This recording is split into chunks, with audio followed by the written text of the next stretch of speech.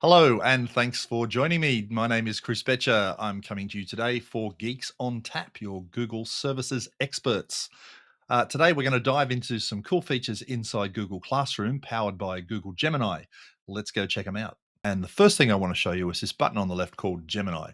This brings a whole bunch of Gemini education tools custom built for education directly inside Google Classroom. And this is available to all editions of Google Workspace for Education from fundamentals onwards. So everybody has access to this. You'll see it's divided into two sections here. This top section is all of the what I'll call modules, where it'll step you through the process of creating these things. And the bottom section are live prompts, which will actually throw you out to Gemini and show you the prompt. So they work quite differently. Let's look at the first section here. You see at the top, there's some categories, so you can divide these into different categories if you want. But I'll just turn them all on for now. So things like creating a lesson plan, re-leveling some text, creating a rubric, creating a hook, and so on.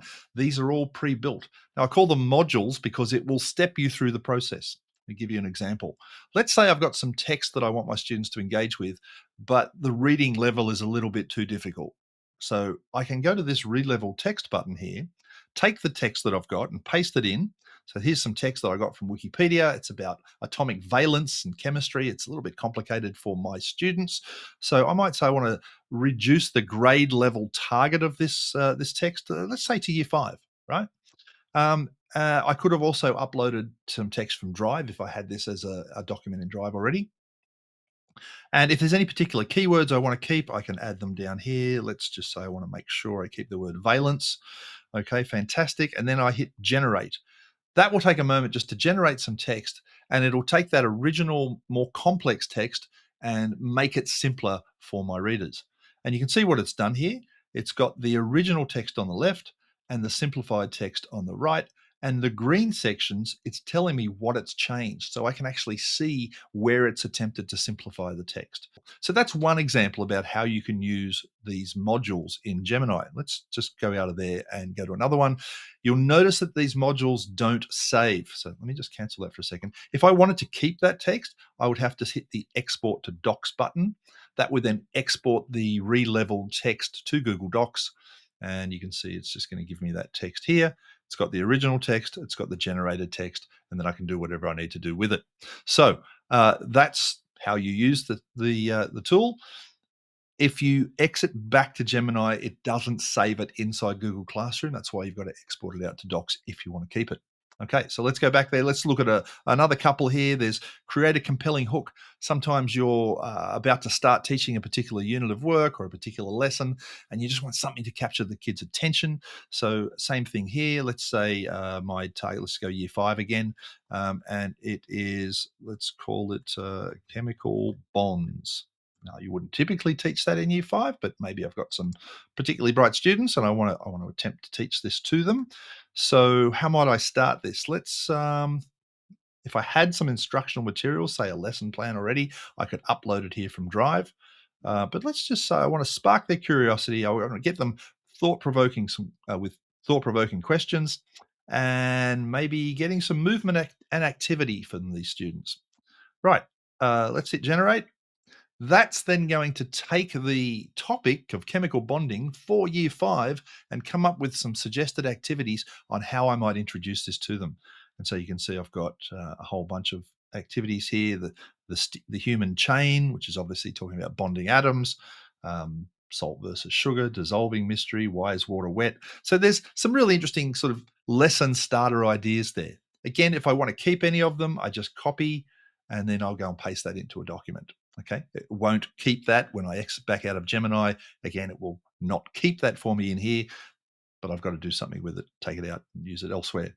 So there's tons of things here. Create a vocabulary list. Let's do, let's say year 7, and the topic is, okay, let's do photosynthesis since it suggested it. Right, and again, if I had a document I wanted to include, I could upload it from Drive, but let's just say generate.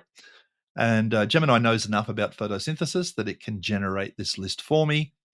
So there you go, and it's created this list of all the terms to do with photosynthesis, whether it's a noun, a verb. These are all nouns, but it'll give me the type of speech if more ones existed, the definition, and an example. So that's great. So let's say export to docs. It's going to take that list, export it out to a Google Doc where I can then edit it or change it or make any adaptations to it that I might need. There is the Google Doc. Okay. So that's how these Gemini tools work. Let me just go back here. Let's go back to Gemini. And so you have a play with them. There's tons in there. They're really interesting. They all work basically the same way. And that is just tell it the target grade. This particular one is about writing a story. So, you could write a particular story for individual students in your class based on their particular interests. So many things you can do with this. There is one particular one I want to focus on. This create an audio lesson, but I'm going to come back and do that separately. Let's just for the moment go down to the bottom here to look at this lower section, and that is starting with a prompt in Gemini for Education. So if you use Gemini to create things, you've got to be able to prompt it a certain way. And we've done previous sessions about how to make those prompts. But this will actually teach you how to prompt as well as creating the resource for you. So let's say you want to create a jigsaw activity, right? So let's just click that.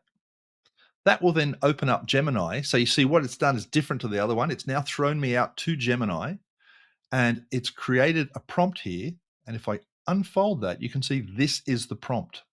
So it's actually created the prompt that it's using in Gemini live, and then I can come down here and interact with it. Okay, so my goal is help students understand uh, chemical bonding. Let's just stick with the same topic. All right, and we say okay, and then that's going to use that prompt, and it will go and do the interaction with Gemini for me. The key thing is I haven't had to write the prompt from scratch. There are a whole bunch of pre-written prompts in there for you. And you can see I could continue on and keep engaging with this particular conversation here with Gemini, but I think you get the idea. So that is all of the Gemini tools there inside Google Classroom. I think they're really useful. The other thing I just want to make sure you don't miss is up here at the top where it says go to from idea to first draft, etc. There's a see examples link at the end there. And that will throw you out to a slide deck maintained by the Google for Education team called 100 plus ways to use Gemini in K-12 education. And there's a whole bunch of things in here about Gemini and about how to write prompts. So there's some good guides there about how to prompt like a pro and so on. But if you keep scrolling down, you'll find all these examples of, for example, if you wanted to do quiz generation, here's an example prompt. Here's a tip for it, and here's examples of how you might use it in the classroom. So there are lots and lots of examples here of how you can use Gemini with sample prompts in this slide deck. And that was just linked right here from the C examples. So make sure you don't miss that. Now, there is one tool I said I'd come back to in here because it's a little bit different to the others and it's fairly new. So you might not have seen it before. And that's this one that says create an audio lesson. And this borrows from the idea from Notebook LM and their audio overviews, but it's been made a little bit more suitable for students at school.